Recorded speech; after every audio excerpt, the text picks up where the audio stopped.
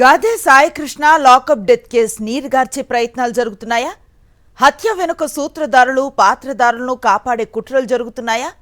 ఇందుకోసం సిట్ను సాధనంగా వాడుకుంటున్నారా?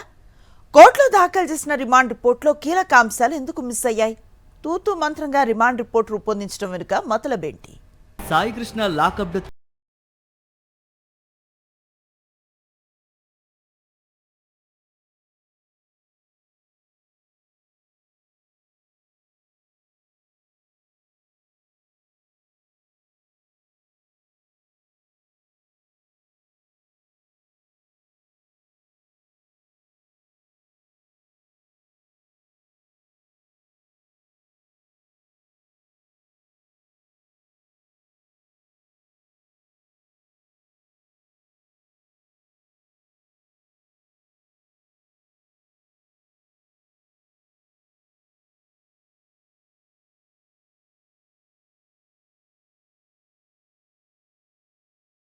అసలు ఈ కేసులో ప్రత్యక్ష సాక్షులే లేకుండా చేసే కుట్ర జరుగుతోందనే ఆరోపణలు వెల్లువెత్తుతున్నాయి. కేవలం సాయికృష్ణ తల్లి విజయలక్ష్మితో పాటు ఓ ఎస్ఐని మాత్రమే ప్రత్యక్ష సాక్షులుగా పేర్కొన్నారు. ఇందులో బాధితుడి తల్లి ఫిర్యాదుదారు కాబట్టి ఆమె సాక్ష్యం చెల్లదు. ఇక ఎస్ఐ న్యాయ విచారణ సమయంలో మాట మార్చే అవకాశాలు కూడా ఉన్నాయి.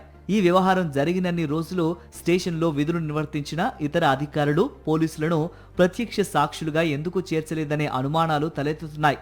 నిందితుడిని అదుపులోకి తీసుకున్న తర్వాత నిబంధనల ప్రకారం నమోదు చేయాల్సిన రిజిస్టర్లు, రికార్డులను సిట్ కనీసం పరిశీలించలేదు. వాటిని రిమాండ్ రిపోర్ట్లో ప్రస్తావించలేదు. వాటిని ప్రతిరోజు పరిశీలించి తగిన చర్యలు తీసుకోవాల్సిన సిపి రాజశేఖర్ బాబు తన బాధ్యతను విస్మరించారనే కోణంలో దర్యాప్తు కూడా చేయలేదు. మరోవైపు సాయికృష్ణ మృతదేహాన్ని పోలీస్ స్టేషన్ నుంచి తరలించడం ఒక్క మనిషితో సాధ్యమయ్యే పని కాదు. మరి ఇందులో ఎవరెవరు పాల్గొన్నారనే విషయాన్ని సిట్ పట్టించుకోలేదు. అసలు సాయికృష్ణ మృతదేహాన్ని ఎక్కడ దహనం చేశారనే అంశాలను పరిశీలించలేదు. ఆ ప్రదేశాన్ని గుర్తించి అక్కడి అవశేషాలను సేకరించకపోవడంపై అనుమానాలు తలెత్తుతున్నాయి. పోలీస్ స్టేషన్లో సీసీటీవీ ఫుటేజ్ ధ్వంసమైనట్లు సిట్ ప్రకటించింది. కానీ డీజీపీ కార్యాలయంలో బ్యాకప్ అయి ఉండే ఫుటేజ్ను ఎందుకు స్వాధీనం చేసుకోలేదనే ప్రశ్నలు తలెత్తుతున్నాయి. ఈ ఫుటేజ్ కావాలని ప్రైవేటు సంస్థకు లేఖ రాశారని చెబుతున్నా కాలయాపన కోసమే ఇలా చేశారనే అనుమానాలు తలెత్తుతున్నాయి. ఈ ఫుటేజ్ ని కూడా మాయం చేసే కుట్రలు జరుగుతున్నాయనే ఆరోపణలు వస్తున్నాయి. సాయికృష్ణ మిస్సింగ్ పై హైకోర్టు విచారణ సమయంలోనూ న్యాయస్థానాన్ని తప్పుదోవ పట్టించారని రిమాండ్ రిపోర్ట్ ద్వారా స్పష్టమైంది. హెబియస్ కార్పస్ పిటిషన్ విచారణ సమయంలో సాయికృష్ణ ఆచూకీ తమకు తెలియదని పోలీసులు కోర్టుకు తెలిపారు. కానీ టాస్క్ ఫోర్స్ పోలీసులు సాయికృష్ణను తనకు మే 6న అప్పగించినట్లు సిఐ నాగరాజు అంగీకరించినట్లు రిమాండ్ రిపోర్ట్లో పేర్కొన్నారు. ఇవన్నీ సిపి రాజశేఖర్ బాబుకు తెలియకుండానే జరిగాయా అని పోలీసు వర్గాలే చర్చించుకుంటున్నాయి. సాయికృష్ణ లాకప్ డెత్ కేసులో ప్రభుత్వ పెద్దలు, ప్రధాన సూత్రధారులను తప్పించేందుకు సిట్ సహకరిస్తోందనే ఆరోపణలు వెల్లువెత్తుతున్నాయి. అసలు సాయికృష్ణను ఎందుకు హత్య చేశారనే కోణంలో దర్యాప్తే జరపటం లేదు.